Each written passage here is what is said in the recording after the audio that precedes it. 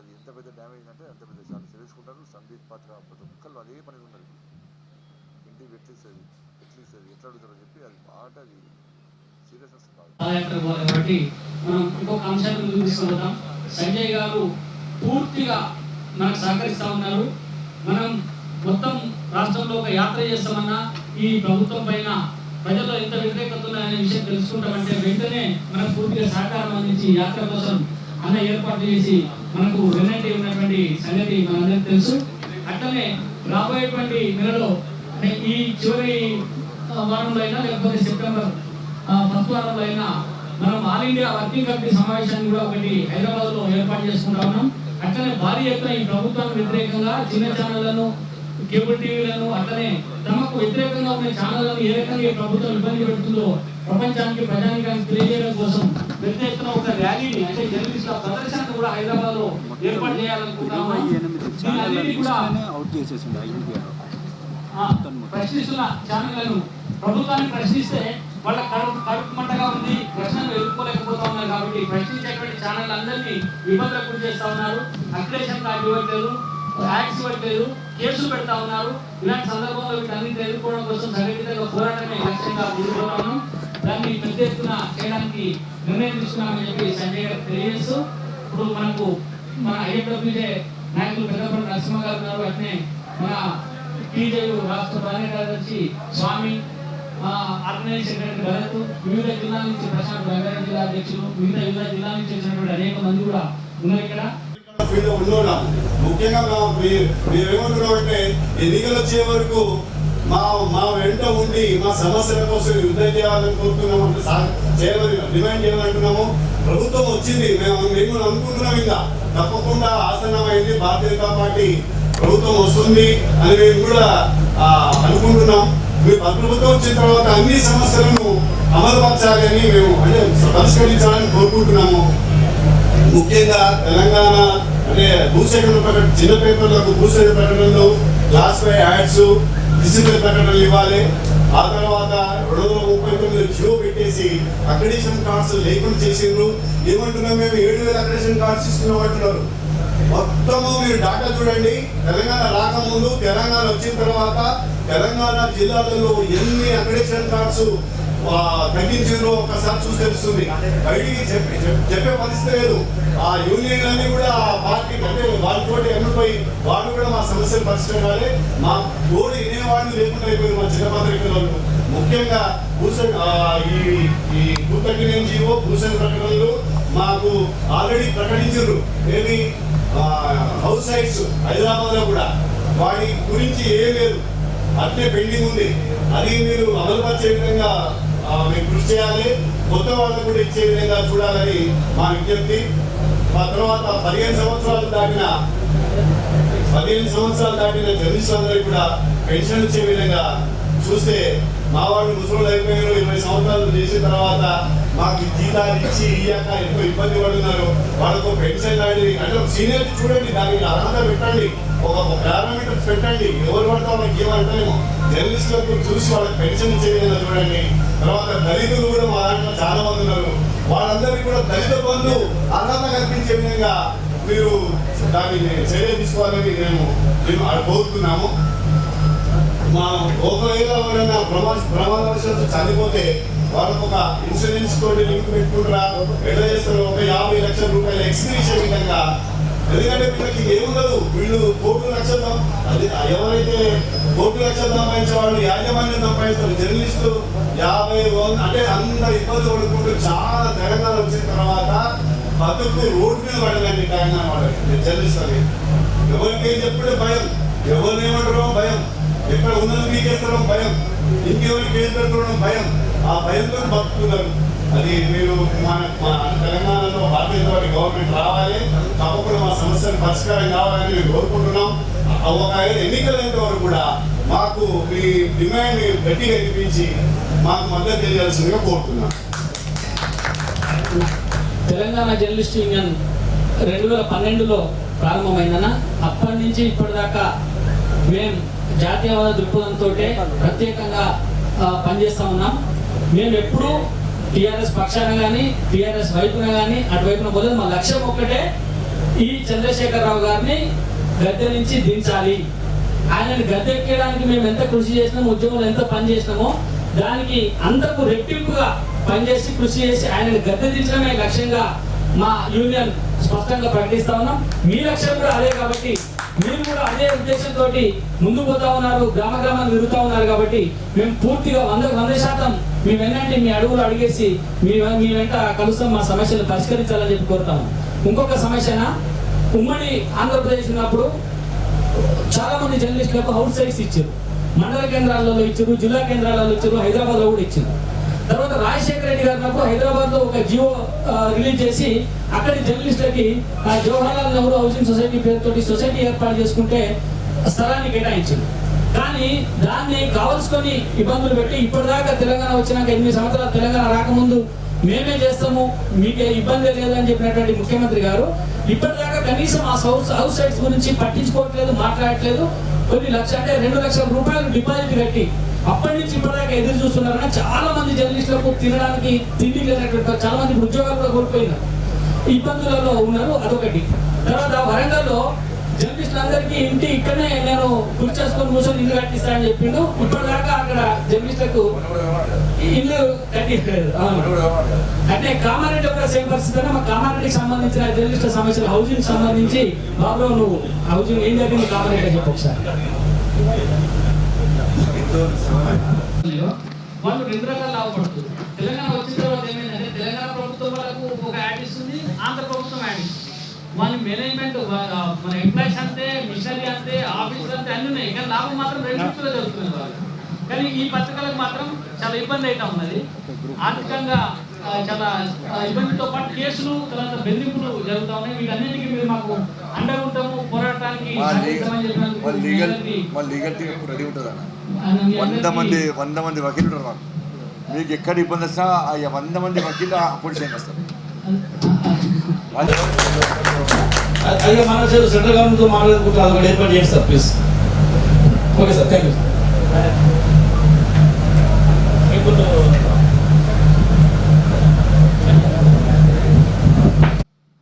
తెలంగాణ స్వరాష్ట్ర సాధనలో పోరాటం చేసినటువంటి మన జర్నలిస్టు మిత్రులంతా కూడా ఆ రోజు మన ఆంధ్ర యాజమాన్యాన్ని ఎదిరించి సొంతగా బయటకు వచ్చి సొంత పత్రికల్ని అదేవిధంగా సొంత ఛానల్ని స్థాపించి ఈరోజు ఎదుర్కొంటున్నటువంటి సమస్యలపై నేడు మనమందరం కూడా జరపదలపెట్టినటువంటి ఈ సమావేశానికి విచ్చేసినటువంటి మీ అందరికీ కూడా తెలంగాణ జర్నలిస్ట్ యూనియన్ తరఫున స్వాగతాన్ని తెలియజేస్తూ మరి ఈనాటి కార్యక్రమానికి సభాధ్యక్షత వహిస్తున్నటువంటి కప్పర ప్రసాదరావు గారు, అదేవిధంగా ముఖ్య అతిథిగా విచ్చేసి మన సమస్యలపై సానుకూలంగా స్పందించడానికి సిద్ధమైన మన బీజేపీ రాష్ట్ర అధ్యక్షులు కరీంనగర్ ఎంపీ శ్రీ బండి సంజయ్ కుమార్ గారికి ప్రత్యేకమైనటువంటి కృతజ్ఞతలు తెలుపుతూ మరి ముఖ్యంగా కేబుల్ ఛానల్స్ యొక్క సమస్యల్ని కూడా మేము ముందుకు తీసుకురాబోతున్నాం.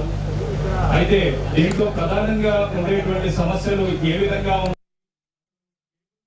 యొక్క తీరుతెన్నులు వ్యవస్థ ఏ విధంగా ఉంది అనేటువంటి 5 మాటల్లో చెప్పేటువంటి ప్రయత్నం చేద్దాం. అందరికీ తెలుసు, మనందరికీ టీవీ ఛానళ్ళు అంటే కేవలం మనం చూసేటువంటి ఆ పెద్ద ఛానళ్ళు 5 మాత్రమే గుర్తుకొస్తాయి. కానీ ఈ రోజు రాష్ట్రంలో ప్రతి మూలన ఉన్నటువంటి గ్రామాల్లో ఉన్నటువంటి ప్రజల్ని, అదేవిధంగా గ్రామీణ స్థాయి ప్రజల నుంచి మేలుకొల్పి జాగృతం చేసేటువంటి ప్రధానమైనటువంటి శక్తి కేవలం కేబుల్ ఛానళ్ళది మాత్రమే. ఎందుకోసము అంటే ఈ రోజు తన యొక్క లీడర్ అందులో కనబడుతున్నాడు, తన గ్రామీణ వార్త అందులో కనబడుతుంది అనేటువంటి ఉద్దేశంతో కేబుల్ ఛానళ్ళ మీద ఆధారపడినటువంటి వాళ్ళు అనేక మంది కూడా మనకు కనబడుతూ ఉన్నారు. ముఖ్యంగా కోట్లాది రూపాయల ఇన్వెస్ట్మెంట్ పెట్టి అక్కడ శాటిలైట్ ఛానళ్ళు నడపలేనటువంటి పరిస్థితుల్లో, కనీసం జీతాలు ఇవ్వలేనటువంటి పరిస్థితుల్లో ఉన్నప్పటికీ కూడా సమయానికి టెన్షన్గా జీతాలు ఇస్తూ అదేవిధంగా అక్కడ ఉన్నటువంటి వ్యవస్థను కాపాడుతూ వార్తను నికార్సైనటువంటి విధానంలో అందిస్తున్నటువంటిది కేబుల్ ఛానళ్ళు మాత్రమే. ఎందుకోసం చెప్తున్నాము అంటే ఈ రోజు తెలంగాణ జర్నలిస్ట్ యూనియన్ ప్రారంభమైనప్పటి నుంచి 2012 సంవత్సరంలో తెలంగాణ జర్నలిస్ట్ యూనియన్ ప్రారంభమైంది. అంటే తెలంగాణ రాష్ట్ర సాధనకి పూర్వమే ప్రారంభమైనటువంటి తెలంగాణ జర్నలిస్ట్ యూనియన్ కి ఊతమిచ్చి ఇంత పెద్ద స్థాయిలో ఉద్యమానికి ఉసుగొల్పినటువంటిది కేవలం కేబుల్ ఛానళ్ళు, చిన్న పత్రికల వాళ్ళు మాత్రమే.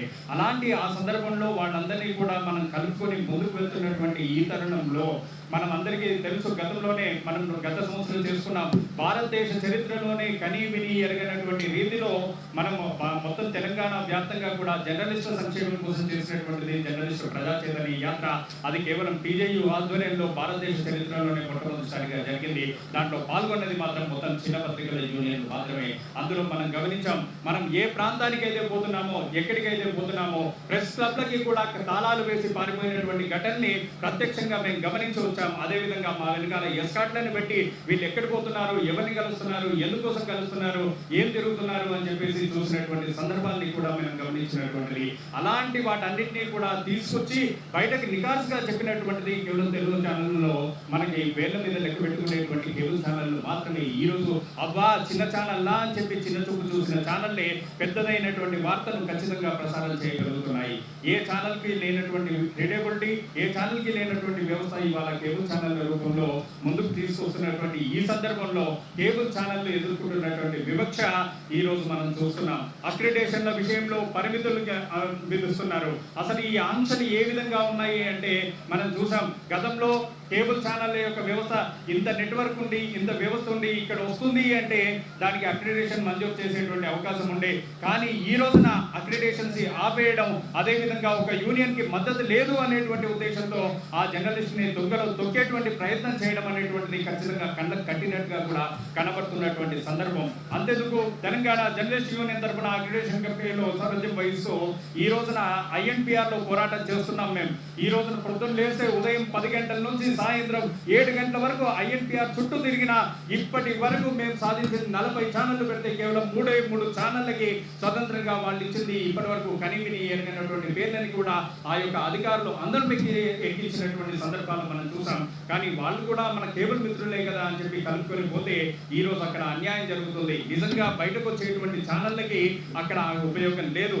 అయితే ఇందాక నుంచి మనం ఒక మాట చెప్పుకుంటున్నాం, మొత్తం ఉన్నటువంటి ఛానల్లో 1/3 భాగంలో ఉన్నటువంటి కేబుల్ ఛానళ్ళు కానీ చిన్న పత్రికలు కానీ ఈ రోజున సంఘటితమై పోరాటం చేస్తుంటే అధికారులు మనల్ని పెడచెవిన పెడుతున్నటువంటి ఈ సందర్భంలో రేపు మనం అధికారంలోకి వచ్చిన తర్వాత సాధించుకునేటువంటివి కొన్నైతే అధికారం రాకముందు విపక్షంలో ఉండి ఇప్పుడు అక్రిడేషన్ల వ్యవస్థ జరుగుతున్నటువంటి ఈ సందర్భంలో మనం కొట్లాడి సాధించుకోవాల్సినటువంటి విషయాలు ఎన్నో ఉన్నాయి. వాటన్నిటినీ కూడా ఖచ్చితంగా సాధించుకోవాల్సినటువంటి అవసరం ఉంది. ఖచ్చితంగా కేబుల్ ఛానళ్ళకి న్యాయం జరిగేలాగా, కేబుల్ ఛానళ్ళ జర్నలిస్టులకి ఖచ్చితంగా అక్రిడేషన్లతో పాటు వివిధ సంస్థలు అందించేటువంటి పథకాలు కూడా వచ్చేలాగా చేయాలని చెప్పి సంజయ్ గారికి ఈ సందర్భంగా విన్నవిస్తున్నాం.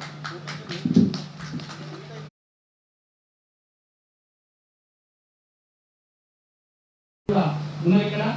ఇప్పుడు సంజయ్ గారిని మాట్లాడాల్సిందిగా కోరుతాను.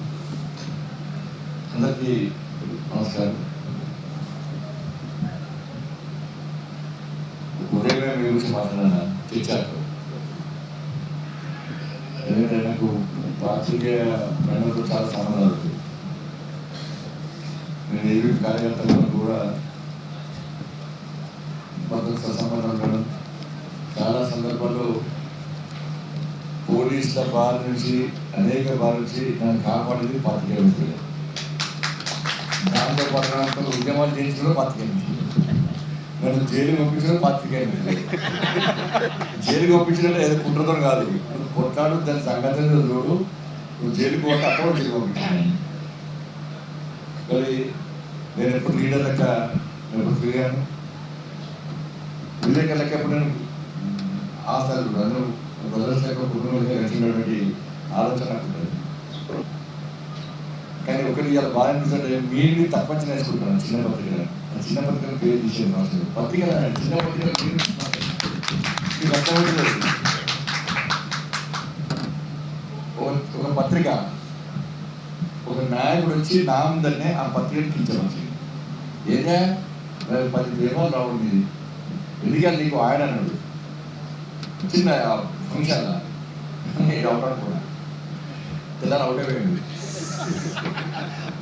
నాది ఒకటే పేపర్ అన్నా, నేను 2 పేపర్ ప్రింట్ చేశాను, చూపెడతా అని చెప్పి తెల్లారి ఒక్క పేపర్ 2 పేపర్ ఎందుకు ప్రింట్ చేశాను, దాన్ని షోర్స్ పెడితే ఫోటో తిన్నారు. టెక్నాలజీ పెరిగిందన్న, చిన్న పేపర్ పెద్ద పేపర్ ఏమో టెక్నాలజీ పెరిగింది. డిజిటల్ పేపర్ వస్తలేవా? వస్తలేదు. డిజిటల్ వస్తలేదా? చిన్న పేపర్ పెద్ద మీరు తప్పని నేర్చుకోకండి దయచేసి. చిన్న పత్రికలు అనేది పేరు తీసేయండి ఫస్ట్. పత్రికనే మనకి ఎవరైనా పెద్ద బిల్డింగ్ ఉన్నారని కాబట్టి మీరు మీ పాత్రికనే అంతా పట్టు. దాని విషయంలో చాలా ఇబ్బంది పడుతున్నారు. వాళ్ళ కేసీఆర్ భయపడ్డారంటే మీరు కుట్రపతి పట్టే భయపడ్డారు. ప్రసాదన్న యాత్ర చేస్తాడు, నువ్వు చేయవన్నా అని గట్టిగా నేను మీరు ఏమన్నా చెప్పి అన్న నేను చేస్తాను చేసినా లేదా మెసేజ్ ఆశ్రమించున్నాడు. మీరు చేసేది చిన్న రాష్ట్రాలు ఏర్పడితే పరిపాలన బాగుందని ఉన్నారు, కానీ చిన్న పత్రికలు అన్యాయం జరిగింది. మీరన్నా చిన్న పత్రికలు కోవిడ్ అప్పుడు ఒక్కొక్కరు బాధ ఇస్తుందని మా పత్రికల్లో సంచలనం ఉండాలి, కనీసం సమాజానికి జరుగుతున్న అన్యాయం తెలియాలి. శివాలతో కూడా రాజకీయాలు చేస్తున్నారు, కేసీఆర్ కుటుంబం ఫామ్లకి వెళ్ళి బయటికి వెళ్తలేదు, ఇవన్నీ చెప్పింది మీరే. అట్లా ఎంతమంది విలేకరులు అనిపోయారు. పత్రికలలో చిన్న చిన్న రిపోర్టర్లు కూడా ఇబ్బంది పడుతున్నారు, తిండికి ఇబ్బంది పడుతున్నారు. కార్పొరేట్ విద్యార్థులు కార్పొరేట్ల వైద్య చేసుకోవడం తెచ్చిపోతున్నారు. హెల్త్ కార్డు పనిచేస్తలేదు, ఆరోగ్యశ్రీ పనిచేస్తలేదు. అందుకే ఇవాళ మార్నింగ్ చెప్పినా మొన్న కూడా చెప్పిన నేను పోయిన పాలమూరులో తిరుగుతుంటే అసోసియేషన్ అధ్యక్షుడు వచ్చింది, జర్నలిస్ట్ అసోసియేషన్ అధ్యక్షుడు వచ్చింది. ఎవరు నమ్మన్నా వీళ్ళకి వస్తలేదు. నాకేం ఫోన్ చేసి చెప్తున్నారు, నా ఒక్కసారి మాకు బిల్లు డబుల్ బెడ్రూమ్ కడతాని చెప్పి మాకు హామీ ఇచ్చి ఒక్కసారి చూసారు, మీరు రాండి ఇవ్వదాలే అరే చూద్దామని నాన్న చూద్దాం ఎవరు వస్తలేదు. ఎందుకన్నా మా ఉద్యోగం లాస్ట్కు ఆ అధ్యక్షుడు ఒక్కరు నేనేసి నా ఉద్యోగం ఉంటే ఉండని పీకేది అని చెప్పి నాతో నచ్చి మొత్తం చూపెట్టింది. పోయినప్పుడల్లా నేను వచ్చి చూస్తాను కదా, అంతకుముందు ఎవరో చూస్తే పునాది చెప్పింది, ఇప్పుడు నేను చూస్తే గోడలు ఎత్తాడు, నెక్స్ట్ వస్తే స్లాబ్ వేస్తాడు. ఇది కాదు అది. అందుకే వరంగల్ పెట్టింది కదా, వరంగల్ ఎంత యాక్టింగ్ అంటే అసలు నటించాడు, కేసీఆర్ నటనలో జీవిస్తాడే. వాళ్ళ పొద్దున చెప్పిన ఆ పక్కన డబ్బి మంత్రులు ఉంటారు, కేసీఆర్ తెలియకుండా వరంగల్ డబ్బులు పెట్టుకుంటారు ఆ మంత్రులు విలేకరులకు. కేసీఆర్ కూడా డబ్బులు పెట్టుకుని పడతాడా ఇంకా విలేకరులకు అంటే పడ్డారు. ఏ కూడా ఇచ్చారు పక్కన విలేకరులకు ఎంత మైకులో నేను అనుకోలేదు, అంత చప్పట కొట్టిరంట. ఇంకా ఏం పాలాభిషేకం చేయలేదు కావాలి చేసిరా అనేసి వాళ్ళు గొర్రె ముగిస్తారా కొన్ని వస్తారా అంటే పడినా లెక్కలు కోడి దానికి వచ్చింది గ్యారెంటీ వస్తాను. ఈ గ్యారెంటీ వచ్చాక అనుకుంటారు అప్పుడు వచ్చినా అని అది విలేకరుల సమావేశం పెట్టి మాస్క్ పెట్టుకున్నాడు. అదే మద్రాయి మాస్క్ మీరు కోవిడ్ అని మీరు అనుకుంటారు, అది గట్టిగా తప్పినట్టున్నాడు. అది ఏడ బయటకెళ్తుంది వేసుకుని ఇట్లా పెట్టుకున్నాడు. పెట్టుకోని ఎవరైనా ఇట్లా అన్నాడట సాయిగా, ఇలా నీకు మాస్క్ మంచిదా అన్నాడు. అవును సార్ అన్నాడు. రేపే మాస్క్ మంచిదా అన్నాడు. రేపు ఇస్తానట, రేపు తెల్లారికి అంతా ఇచ్చేది మన సంవత్సరం ఒకసారి. అది సాయంత్రం పూట కొడతావు, నువ్వు సోయి ఉంటావు కదా. వ్యాపారాలు పార్టీక రంగం వ్యాపారం కదా, అన్నింటిలో కేసీఆర్ కూడా వ్యాపారం చేస్తుంది. అన్ని రంగాలు ఏ రంగాన్ని వదిలిపెట్టలేదు. అన్ని రంగాల్లో మొత్తం సంపడే పైసలు సంపడే కోట్లు సంపాదించలే. నెక్స్ట్ ఉంటారా పిట్టల గ్యారెంటీ లేదు కదా, ఇప్పుడు గ్యారెంటీ. బట్ దాని తర్వాత కూడా శాసించాలి, ఏదో విధంగా అడ్డదారులు శాసించాలి అని చెప్పించి ఒక ప్లాన్తో కేసీఆర్ అంటున్న డ్రామా ఇది. అందుకే నేను మొన్న హామీ ఇచ్చిన, ఇవాళ కూడా చెప్పినా, మళ్ళీ చెప్తున్నా, నా ప్రభుత్వం వచ్చిన వెంటనే మీకు ఇల్లు ఇప్పించే బాధ్యత మాది. పక్క ఎందుకంటే మాకు ఐటమ్ రాస్తారా రాయరా మాకు సంబంధం. దానికోసం నేను మాట్లాడతలేను. పాత్రికేయులు ఎంత ఇబ్బంది పడుతుందో తెలుసు. ఇట్లా భార్య ఏమంటుంది, నువ్వు రిపోర్టర్ పోయినా స్కూల్లో పోయి అడ్మిషన్ ఇవ్వవా అన్న. ఇప్పుడు టోల్ గేట్ దగ్గర పోతావు, అది టోల్తో నువ్వు ఏ రిపోర్టర్ బయట రిపోర్టర్ ఇప్పుడు విజిటింగ్ అంటే వాళ్ళ నుంచి వీళ్ళకి పెద్ద పెద్దలు ఫోన్ చేస్తారు, ఈ టోల్ గేట్ దగ్గర పైసలు పెడతారు, నువ్వు ఏ రిపోర్టర్ అంటారు అంటారా. కుటుంబ సభ్యుల దగ్గర అవమానపడుతున్నాం మనం.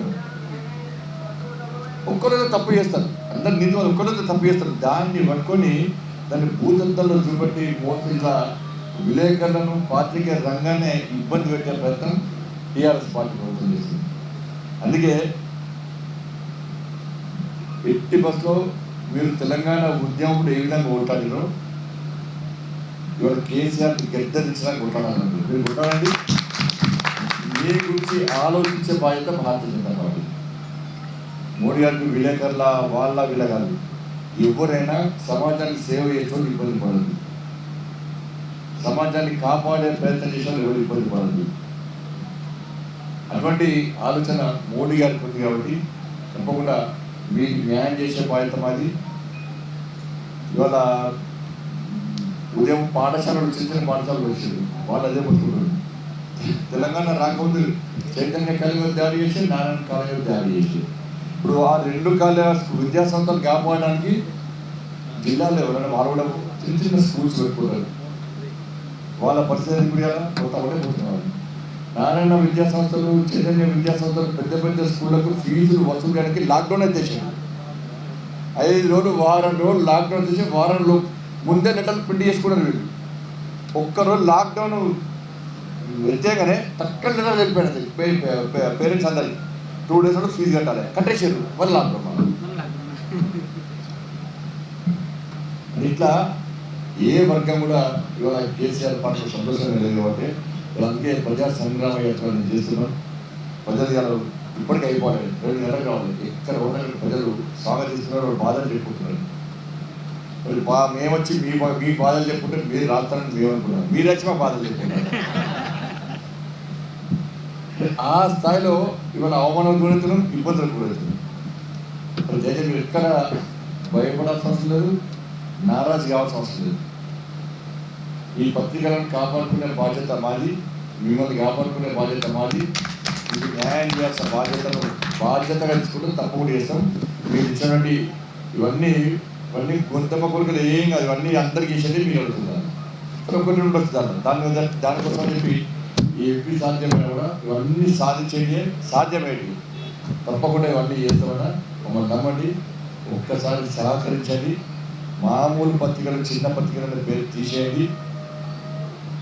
కాకపోతే పత్రికా రంగంలో ఇంకొక వేరే పెట్టండి. నెత్తురు కదా, ఒక్క రిపోర్టర్ ఒక్క ఐటమ్ రాసి సోషల్ మీడియా అవుట్ అయిపోయాడు. ఒక ఎమ్మెల్యే అయితే అవుట్ అయిపోయాడు.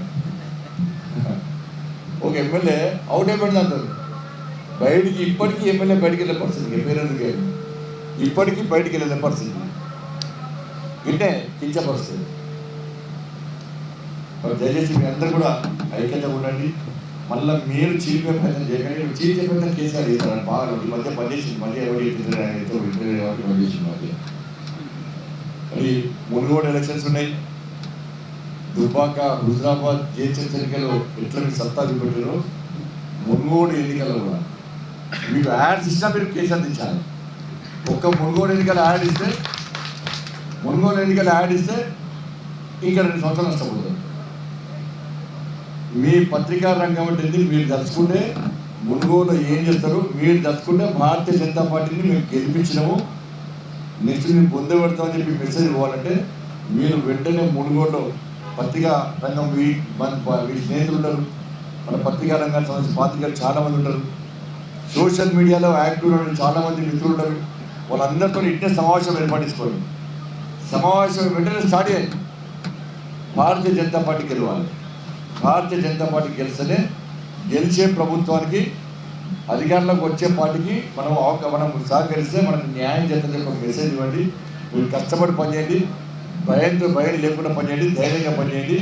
మునుగోడు ఎన్నికలు నెక్స్ట్ మీ భవిష్యత్తు, తెలంగాణ రాష్ట్ర భవిష్యత్తును మార్చే ఎన్నికలు కాబట్టి మనం దృష్టిలో ఉంచుకొని మనం సహకరించండి. ఈ విజ్ఞప్తులను వీటిని నెరవేర్చే బాధ్యతను తప్పకుండా మేము తీసుకుంటాం, అవి తీస్తాం కూడా. ఇంత తక్కువ టైంలో కూడా మీరు అందరూ రావడం చాలా సంతోషం. నాకు లేట్ అది వాళ్ళ బాగా వర్షం పడ్డది, అందరూ రావడం లేట్ అది కాబట్టి మీరు తొందరగా పోతున్నాం అనుకోకండి. తప్పకుండా అందరం కలిసి ఉన్నాం, కలిసి మనం ముందుకు వెళ్తాం. అందరికీ నమస్కారం.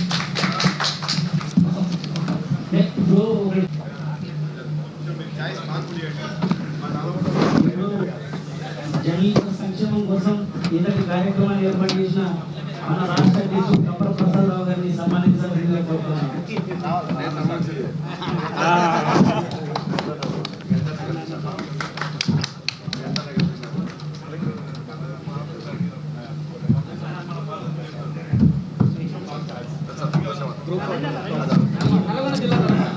వివిధ జిల్లాల నుంచి వచ్చిన అధ్యక్షులు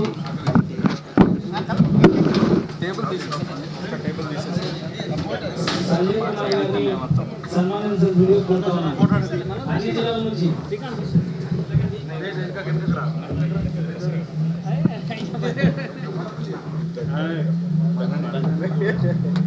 జస్ట్ నేను దిగి కొంచెం మాకు ఛాయిస్ చేయాలి.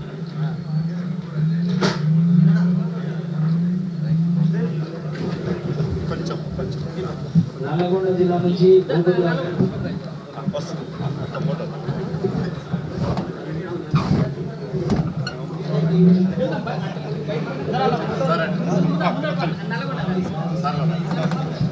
అన్న దాని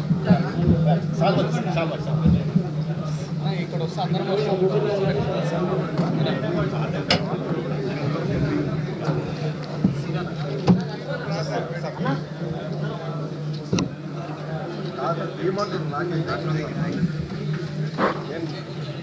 అంటే పవన్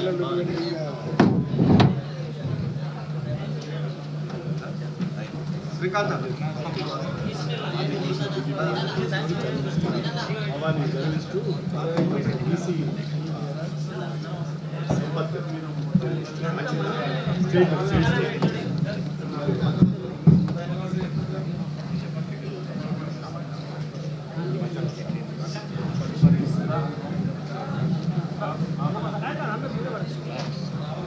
దూరం అయిపోయింది.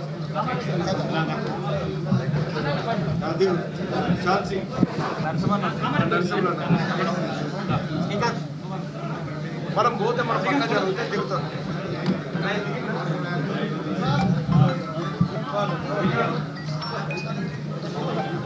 రండి